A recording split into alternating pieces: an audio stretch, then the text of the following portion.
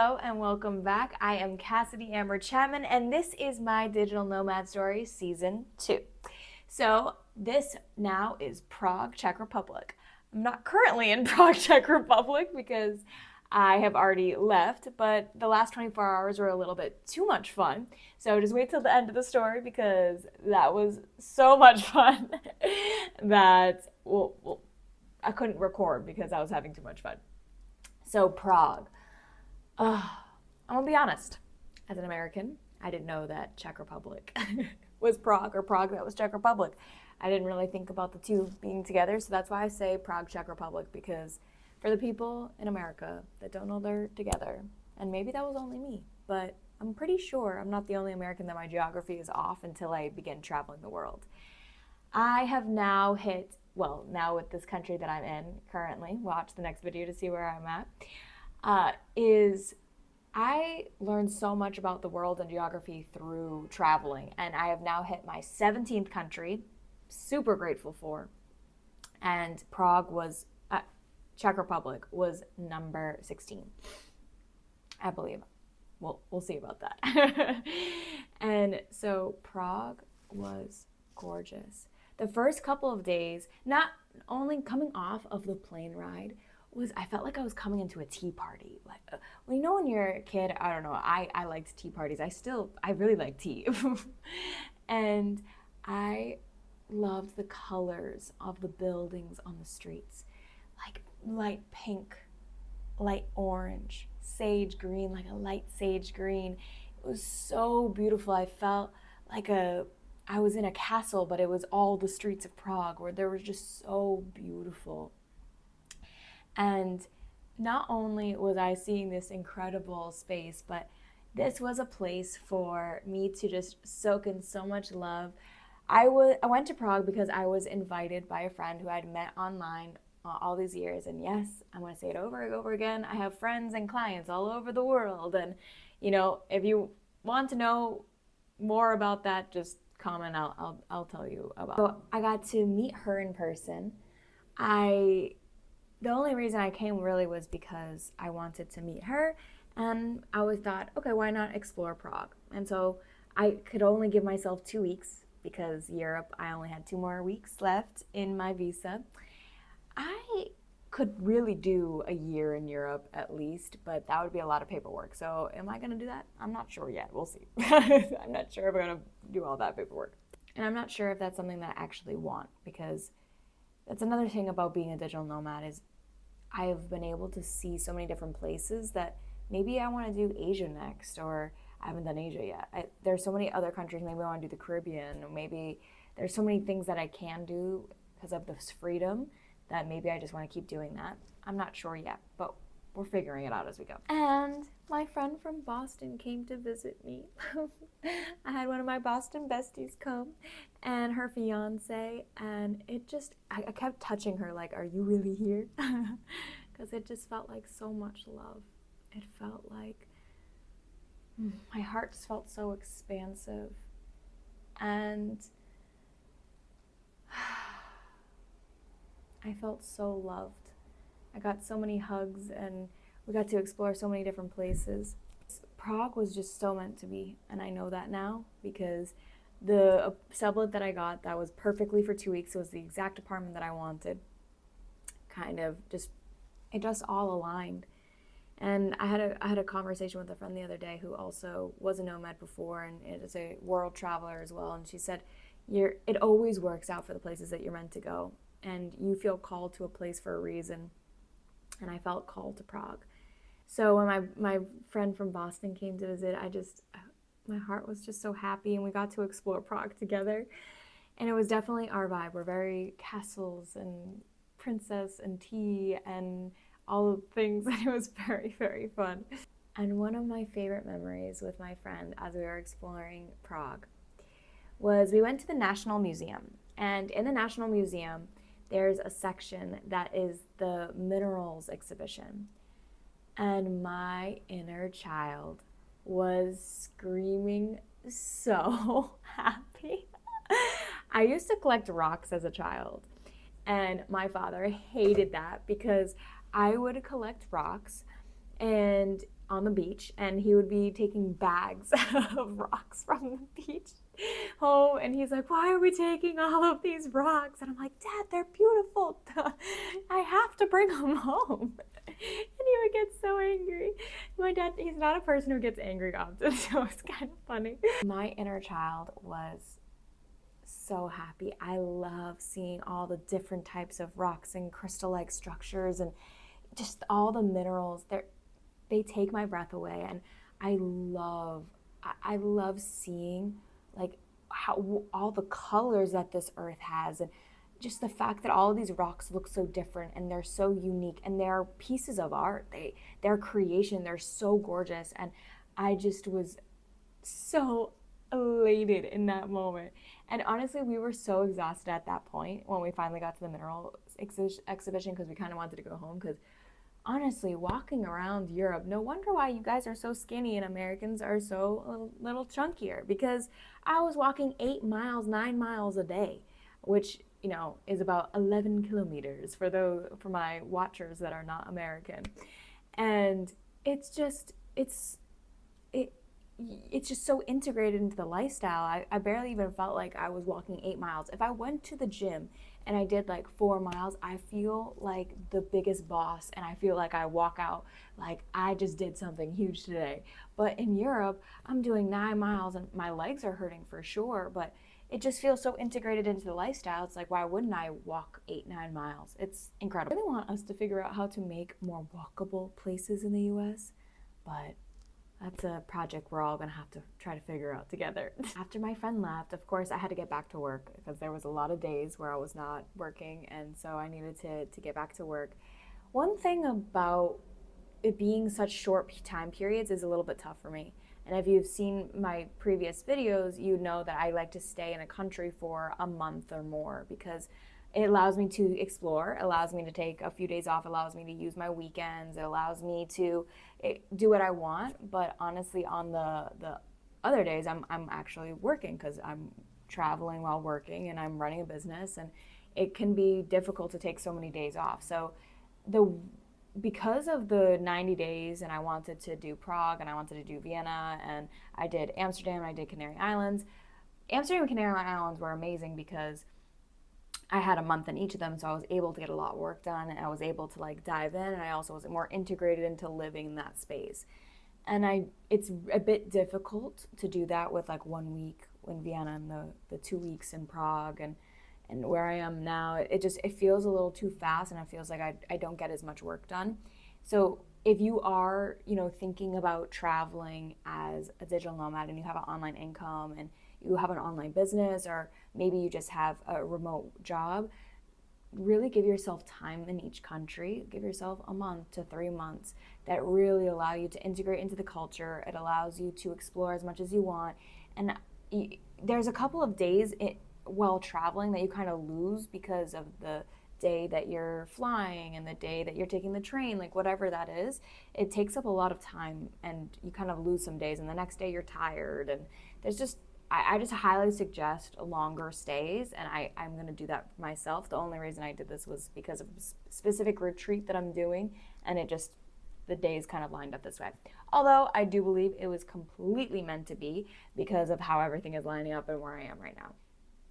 And so my friend was working a 9 to 5, and I had some time that I could explore before my meetings. I do have some clients in Australia, which makes it so that, you know, the morning time I have some client calls, but most of my client calls are in the evening, and whether that's evening for someone in Europe, or if that's someone who's in the US and it's a midday for them and it's in the evening. So I find most of my meetings are at night, so I have like the day to actually explore, which is what I like about the European time. For me, it was a different way to explore. I'm very much a morning person. I get a lot of things done in the morning, but it was really nice to use my mornings to explore and then get my work done at night. So very adaptable. And during those days, I would try to do one thing a day where I was exploring. And some of the things that I did is I saw this beautiful Spanish synagogue. I never heard of a Spanish synagogue, you know, a place of worship for Jewish people, and it's Spanish. And the architecture was gorgeous. I walked in and I sat there for hours because it just felt so peaceful and calm, and I absolutely loved it. It was so beautiful. If you're in Prague, I highly suggest going to the Spanish synagogue. Another thing that I did by myself was I went to the zoo. It's funny because everybody was telling me that I had to go to the zoo. All the people who lived in Czech Republic were saying like the Prague Zoo was like the best zoo ever. And I have a lot of resistance to zoos because I just get sad seeing an animal in a cage. And obviously, I'm a free bird. I won't even lock myself into a country or a lease. See, I don't even know what the word because I don't even use leases. Sublet, I do sublets, but a lease, oh God, that feels like a cage. I just really don't love seeing animals being locked up. But my friend, she told me that don't worry. These animals, they can't even go back into the wild. Any animals that are bred and can go back into the wild, they put them into the wild. And so the way that she was explaining it, that it was ethically based, and a lot of these, they were protecting a lot of animals that were going extinct, things like that. So I said, okay, fine, I'll go. And I went, and it's so weird to me because seeing animals in person now, I don't know about you guys, but it feels like I'm looking at cartoons. It feels so unreal. I want to get more connected to nature. I always find myself really connected to, the beach or the sand or the grass or the trees. But with animals, it's like a disconnect of this is real. Like sometimes I have a hard time grasping that animal, like the bulls and the giraffes and the lions and the gorillas, like they're real. I can't even believe it. Oh, but my favorite moment in the zoo was I watched these monkeys, and there was a baby monkey next to a mama monkey, and the mom was just chilling. She's like yawning. I made myself yawn. But she's yawning, and the baby I would say gorilla. The baby monkey is just like playing around just like a kid would, just like annoying his mom, and he's constantly like going up to cuddle in her, and she's like holding him, and then he goes off and he's like playing, and then he's like comes back and like wants to hug mom, and then goes off and plays, and it was so beautiful. I just couldn't stop watching it. It made my heart so happy. Oh, I love seeing that. I feel still a little sad seeing, the animals. Yes, because I don't know, just something about animals in cages. But I was reading a lot of the things, and they had polar bears, and I didn't realize how big polar bears were. It's kind of crazy. But yeah, I had a great time. I'm really glad I went, and it's pretty incredible what the earth is made of, like the creation of animals and rocks. Clearly I love rocks. Animals and rocks and everything else in between. It's extraordinary. It's, we can see it on our phones, and we can see the technology that we've created is pretty amazing, and the creation of earth is just so beyond beautiful and inspiring, and it brings so much wonder. Now, another day with my friend, when she was showing me around another weekend, she had me close my eyes as we were going down this like tunnel after we had gone through the most beautiful gardens and parks, and the views were unreal, and it wasn't crowded. I was like, I didn't even see this on anything touristy. She goes, I know, we don't want tourists to know. And so I got to be with being with a local, you always find the good places to eat, you always find the fun places to go, and you always find the most beautiful places that locals love. And so she's bringing me down this incredible views, parks and gardens, and then we go through this tunnel, and we're going to the Prague Castle. And she says, I want you to look down and don't look up until I tell you. And I said, okay. So I was looking down, and it was funny because looking down made me realize, wow, I feel less confident when I'm looking down. Your body posture really does change your neurochemistry. So don't look down, look up. But it was funny. And then she had me look up as we exited the tunnel, and it was the most beautiful cathedral. Like, it was like one of those moments of awe-inspiring. And we walked into the cathedral, and the stained glass windows. I've seen so many stained glass windows in my life, but my goodness, it was so vibrant. The colors were so vibrant. It was so beautiful. It just took my breath away, and we just stood there just staring at the stained glass windows. And then we got to see the Prague castle, and everything was just extraordinary and grand and beautiful. And we had tea by this view of Prague. Like, it was like a higher view at the Prague castle. I just felt like a princess for sure. This trip definitely felt short but sweet, and so I wanted to leave it off with a bang. And I think I found my new way to leave off trips with a bang. And I told my friend, I said, we need to go to karaoke tonight. I know I have a flight tomorrow, but we need to go to karaoke tonight. And she was like, I don't want to, da, da, da. And then we went. And she brought me to a local karaoke place. We had so much fun. And we were having so much fun. And she's also a bachata dancer before. She's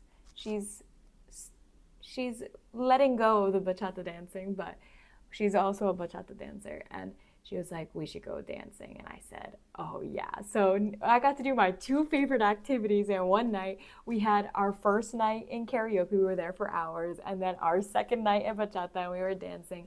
And the dancers were it was so amazing. I had the time of my life, bachata and salsa and merengue, and it was a perfect way to end. And she ended up sleeping over my place because it was just so nostalgic. And then in the morning, we went to, I was going to make us breakfast, but I had a dream that we had to go out. And so we went out to eat. We got some matcha, and she got brunch stuff, but I was feeling sushi, so we did 2 stops. We said, why not 2 stops?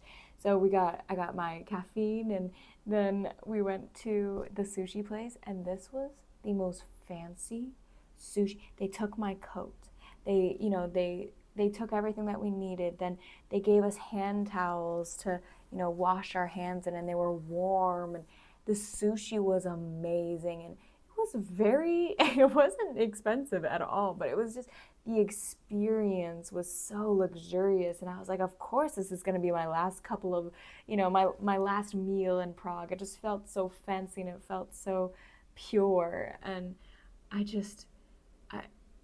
Prague was honestly just so beautiful and pure, and I'll probably be back. And it's funny I say that, but I have not gone back to the same country twice except for Italy and Colombia, which are the 2 places that feel like home to me. But we'll see. Who knows? And I am in a new country, and I can't wait to tell you about it. And always in this series, I'm really just desiring to share my stories so that you can see yourself in them, so that you can take whatever brave, bold step that you feel called to take. Because I was terrified to begin this journey of solo traveling and also just being a digital nomad, but it has been the best decision of my life. And do I think this is going to be forever thing? No, I don't, but I am living it with my fullest heart in this moment. And I just invite you to just take whatever leap you feel called to do. And if that is being a digital nomad, then know that it's so, so, so possible. And it creates and unfolds so much miracles in your life and moments that you never would have been able to experience before. So please remember to be brave, to be bold, and to be who you're meant to be. And I'll see you in the next video.